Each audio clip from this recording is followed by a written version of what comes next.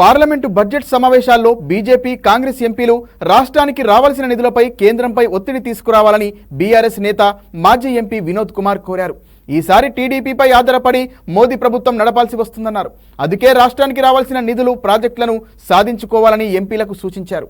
లోక్సభ సమావేశాల్లో రాష్ట్రానికి చెందిన ఎంపీలు కేంద్రంపై ఒత్తిడి తీసుకువచ్చి నీటిపారుదల ప్రాజెక్టులకు జాతీయ హోదా, వెనుకబడిన జిల్లాలకు నిధులు కేటాయించేలా చేయాలని మాజీ ఎంపీ వినోద్ కుమార్ తెలిపారు. బీజేపీ కేంద్ర మంత్రులు కిషన్ రెడ్డి, బండి సంజయ్, ఎంపీలు ఈటల రాజేందర్, డీకే అరుణలు కేంద్ర ప్రభుత్వంపై ఒత్తిడి తీసుకురావాలని కోరారు. తెలంగాణ రాష్ట్రానికి రావాల్సిన ఇరిగేషన్ ప్రాజెక్టులకు జాతీయ హోదా, కాజీపేటలో రైల్వే కోచ్ ఫ్యాక్టరీ, బయ్యారం ఉక్కు కర్మాగారం, వెనుకబడిన జిల్లాలకు నిధులు, కేంద్రం ఏర్పాటు చేసే నవోదయ విద్యాలయాలు రాష్ట్రంలోని ప్రతి జిల్లాకు ఏర్పాటు చేసేలా ఎంపీలు ఒత్తిడి తేవాలన్నారు.